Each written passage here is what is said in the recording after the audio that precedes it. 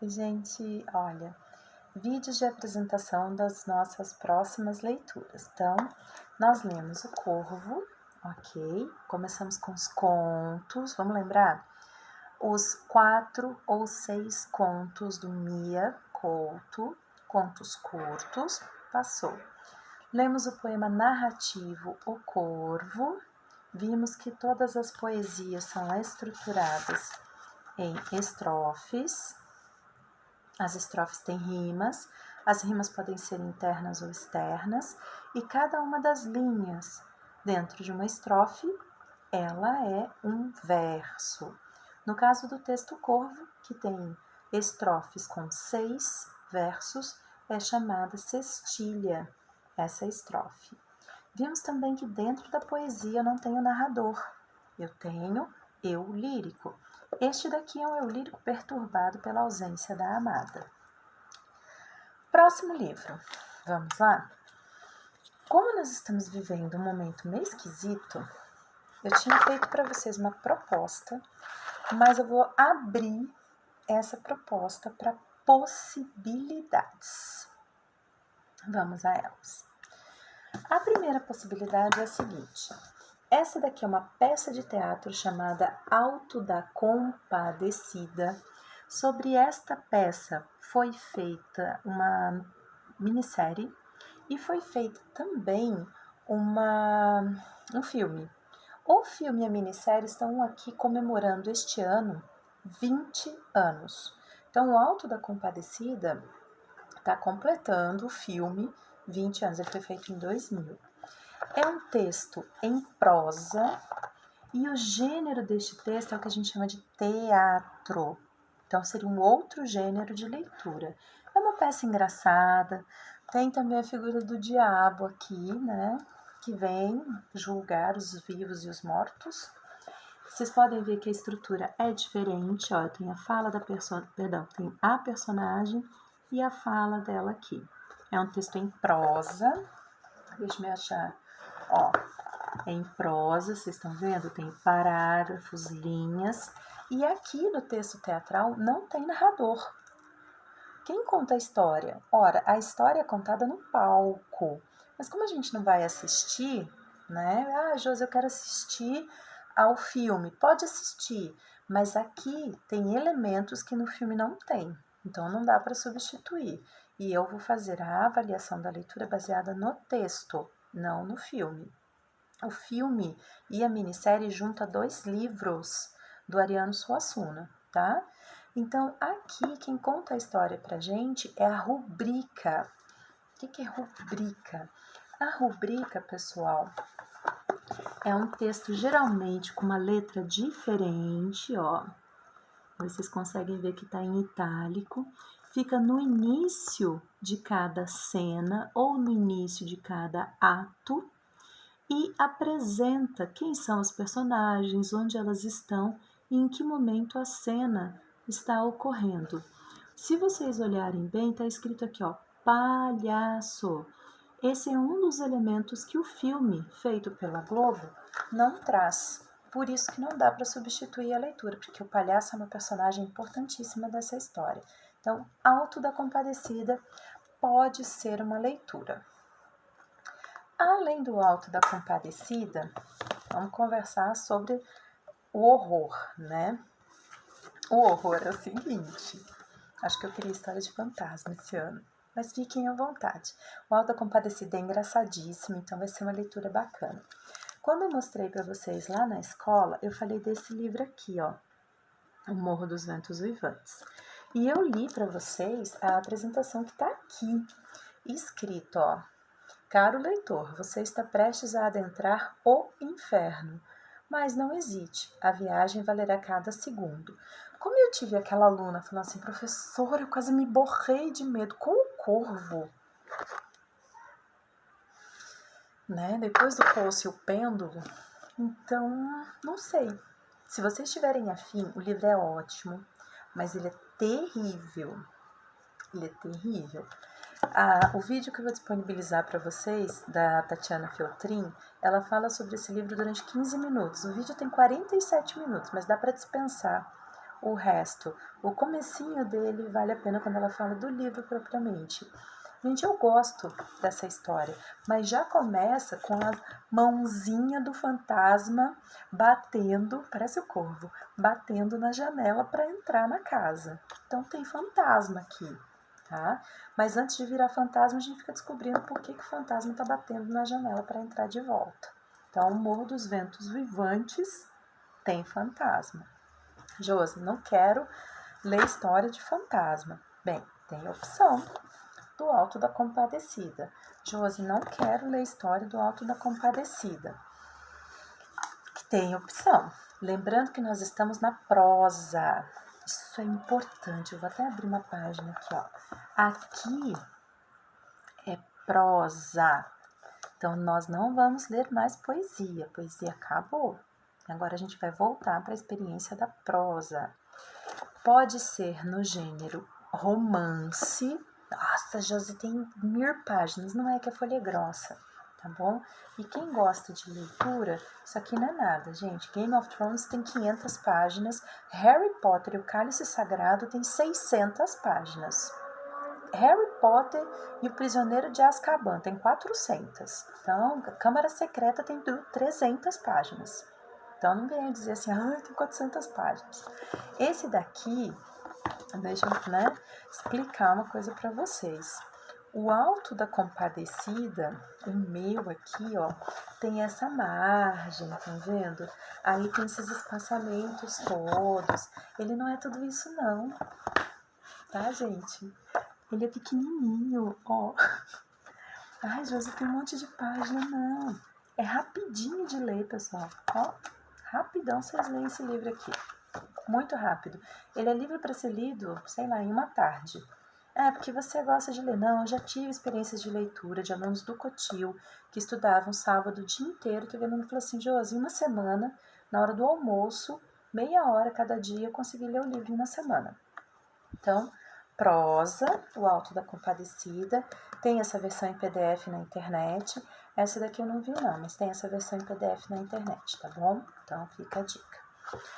Aí, eu havia passado para vocês outra leitura.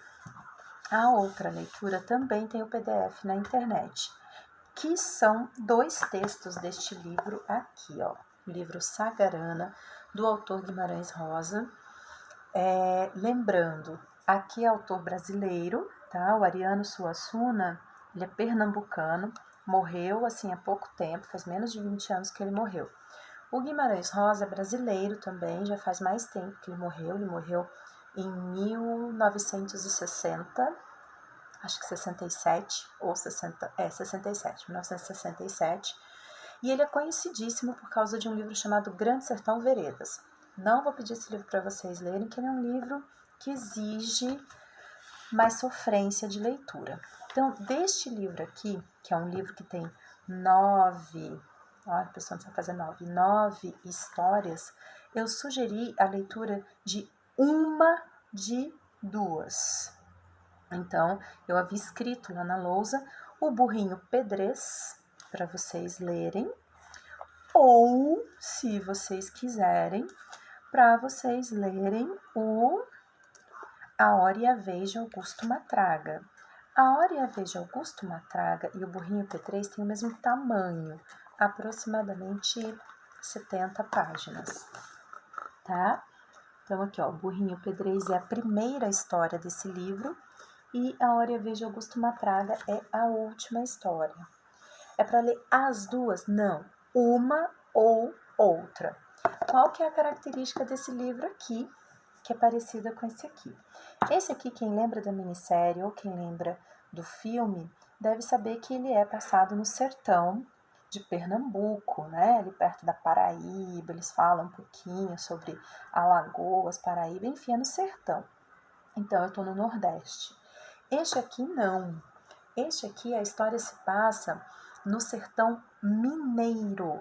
E o sertão mineiro não tem nada a ver com o sertão nordestino, tá? Aqui falta água. Aqui não. Aqui eu tenho uma época de jagunços, Então, o período retratado aqui é um período de... cangaceiro, gente, cangaceiro é no Nordeste, tá? Aqui são homens que matam e que protegem o fazendeiro e a fazenda onde eles trabalham. Então, por exemplo, A Hora e a Vez de Augusto Matraga, vou deixar o livro assim, ó. A Hora e a Vez de Augusto Matraga começa já com uma cena assim pesadíssima. Ai, Ju, você vai falar de morte? Não, pessoal. É uma história sobre renascimento. É uma história sobre redenção. A Hora e a Vez de Augusto Matraga é uma história muito bonita. Quem conhece Faroeste Caboclo, parece. Não é a mesma coisa, mas é a mesma ideia, tá bom? Então, fica aí, Faroeste Caboclo é um clássico. Não tô falando do filme, tô falando da música. O Burrinho P3 é a história mais fofa da face da Terra e é baseado num fato que ocorreu numa cidadezinha próxima onde morava o Guimarães Rosa. Então, no texto que introduz o livro Sagarana, não este livro, mas o livro Sagarana, ele explica de onde ele tirou a história do Burrinho Pedrez.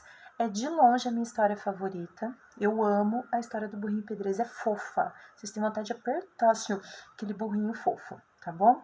Então, o Burrinho Pedrez, muito fofo. Não é história para criança, mas é uma história fofa. E A Hora e a Vez de Augusto Matraga. Então, fica como opção. Não, dá para rir, mas não é cômico. É feito aqui. Eu dou muita risada, mas eu tenho que pensar a respeito. Lembrando, é literatura, tem catarse, tem maêutica, tá tudo envolvido. Tá legal? Então, vamos pensar. Na hora que eu estiver lendo este, eu escolhi ler mesmo O Morro dos Ventos e o Uivantes. Então, vocês vão perceber por que será que eu preciso entrar em contato, porque eu tenho tanta raiva de algumas personagens aqui. Então, é esse processo maêutico que eu preciso que vocês façam. Por que eu tenho tanta raiva da Cathy? Por que eu tenho ódio do Heathcliff? Eu tenho muita raiva desses dois, gente. Então, a gente precisa descobrir por quê. Aqui, ó, por que eu dou tanta risada? Ou por que eu, condeno aí aquela mulher do padeiro? Por que isso mexe tanto comigo? Por que as desigualdades sociais mexem tanto comigo, né? Vamos pensar aqui no Alto da Compadecida. E aqui no Sagarana também. Por exemplo, me perguntei, por que gosto tanto desse burrinho, né? E aí eu fui descobrindo por quê. Não vou contar, porque cada um tem o seu processo de maêutica, tá legal? Na Hora e a Vez de Augusto Matraga também. Eu me reconheci em muitos elementos ali da narrativa. Então, eu quero que vocês entendam que todas essas histórias sobre as quais eu estou conversando com vocês são histórias assim que mexem com o que a gente tem de mais íntimo. Pra quê, Josi? Pessoal, a gente precisa conversar sobre o que a gente tem, que a gente nem sabe que tem. Porque senão a gente fica perdido no mundo. Então é bom, às vezes, descobrir que um animal pode nos salvar. É bom, às vezes, descobrir que os nossos caminhos são guiados por Deus ou por forças que a gente não sabe, né? Que a gente desconhece. É bom imaginar que as pessoas que cometem, as pessoas que são cruéis, que elas vão ser castigadas. É bom, me dá uma tranquilidade imaginar que quem rouba dinheiro do INSS vai ser condenado ao inferno. Eu gosto de pensar nisso. Como cidadã que paga imposto de renda, eu gosto de pensar nisso. E aqui, né? Eu gosto de pensar a respeito do que acontece com essas pessoas quando elas são egoístas demais. Então, essas ideias, esses sentimentos de o egoísmo que eu guardo e que não faz mal para a humanidade, mas o egoísmo que faz mal para a humanidade, ele precisa passar ali por um processo de sofrimento. Tudo isso a literatura coloca no caldeirão, vai mexendo e me dá uma paz interior, dá uma certa tranquilidade para o nosso espírito, porque é necessário, principalmente nesses tempos. E aí, eu tinha falado desse livro aqui para vocês, que é o Pedro Páramo. E o Pedro Páramo, ele é um livro de fantasmas. A história é muito bonita, a história é linda, é um livro mexicano, o Juan Rulfo. Ele é um autor mexicano, considerado um dos maiores autores da época, ele é do século XX. Não estou falando um dos maiores autores mexicanos, nem um dos maiores autores da América, um dos maiores autores. Assim como o Guimarães Rosa, viu? O Guimarães Rosa ele é mundialmente conhecido e esse livro aqui foi traduzido para 30 idiomas. Tem uma reportagem dele na Alemanha, para vocês terem uma ideia. O cara era muito, muito bom. A Emily Brontë também é. Mas o Juan Rulfo, ele é um dos maiores escritores do mundo, tá bom? Então, a história do Pedro Páramo, ela é uma história que é um desafio de leitura. Então, se você gosta de ler, se você está acostumado a ler, se você está acostumado a ler coisas esquisitas, esquisita como Poço e o Pêndulo, Poço e o Pêndulo é fichinha. Se você está acostumado a ler coisas diff, se você quer um desafio de leitura, tá aqui. Esse livro é muito bom. Josi, como você vai fazer? Bem, esses livros eram propostas de leitura para o segundo semestre. Então, se a gente ainda não tiver voltado no segundo semestre, eu vou fazer um vídeo sobre cada um deles, acompanhando a leitura. Eu vou dividir a leitura deles em 3 partes. Vou fazer um vídeo para a primeira parte, aí a gente faz uma avaliação, um vídeo na segunda parte e um vídeo na terceira parte, de cada um deles, tá bom? Então, vou tentar acompanhar a leitura de vocês assim. Última proposta de leitura é esse aqui. Não sei se vocês conhecem, mas o Oscar Wilde, ele é em inglês, e ele escreve o retrato de Dorian Gray. Essa versão que eu tenho aqui, ela é uma edição sem censura, mas existe uma versão com censura. Podem ler qualquer uma das duas. O que vai me importar não é a discussão, que até porque o Oscar Wilde aqui ele não está propondo essa discussão sobre os elementos censurados. Então, leu com censura ou leu sem censura, não importa. O que importa aqui é o retrato do Dorian Gray. Gente, não é história de fantasma, tá bom? É a história de um retrato de um rapaz chamado Dorian Gray. O problema é que o rapaz, num determinado momento, é tentado por uma pessoa, fala assim, olha, você é muito bonito, que o Dorian Gray é muito bonito, mas o tempo vai passar e você vai ficar feio, você vai envelhecer. A vida vai te dar motivos para ficar feio, ficar com uma ruga aqui, uma prega aqui, cair cabelo, cabelo ficar branco. E o seu retrato vai continuar lindo, como você é hoje, puro, né? Porque o Dorian Gray é um rapaz e ele é puro, né? Tá começando na vida agora.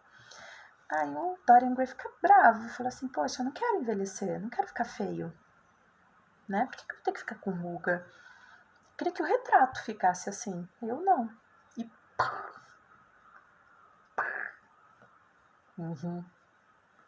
muito bom. Esse é o livro da minha vida. Só tô mostrando para vocês os livros que tem essa coisa do que é isso, né? Então, estão relembradas aí as propostas de leitura, recuperando. Eu tinha trazido para vocês na nossa segunda semana de aula este, que é o Pedro Páramo, estes 2 do livro Sagarana e este, que é o Morro dos Ventos Uivantes. Estes estavam escritos na lousa. Acrescentei, abri as propostas. Então, este aqui, tá? Ele não tem desafio de leitura nenhum, tá bom? Esses 2 aqui são tranquilinhos para ler, nenhum desafio. Esse aqui é uma peça teatral, lembrando que a peça é só isso aqui, né? Que essa é a minha edição comentada, comemorativa dos 20 anos do Alto da Compadecida, ok? Que são as 2 novidades.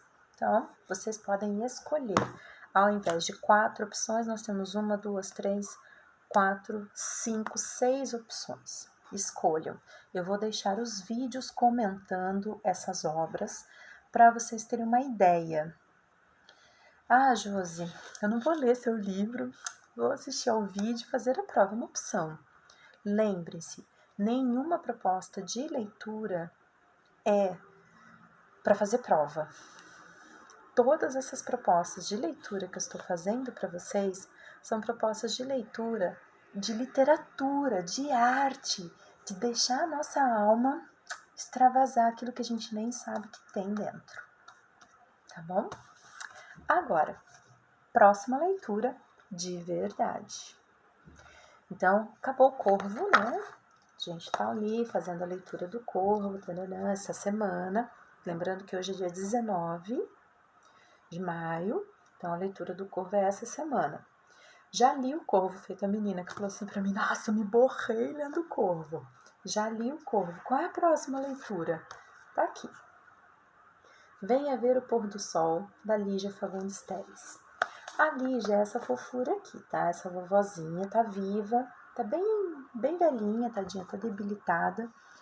Mas a Lígia tá viva. Então, ela é uma escritora do século XX, conheceu a Clarice Lispector, viajaram juntas.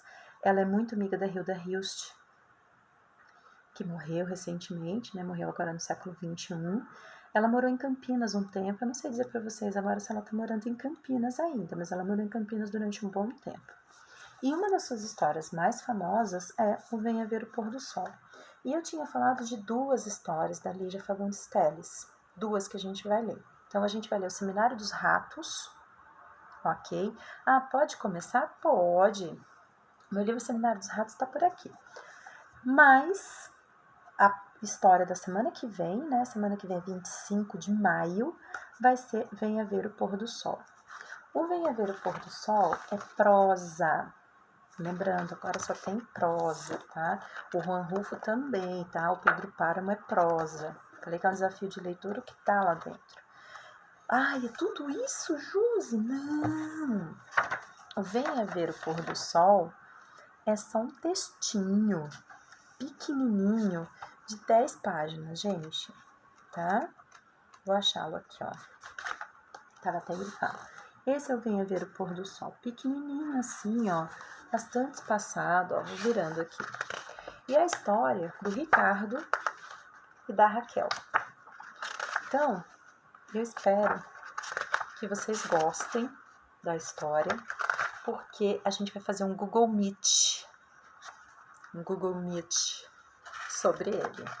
A nossa avaliação dessa história, preparem-se. A nossa avaliação dessa história vai ser um Google Meet, tá bom?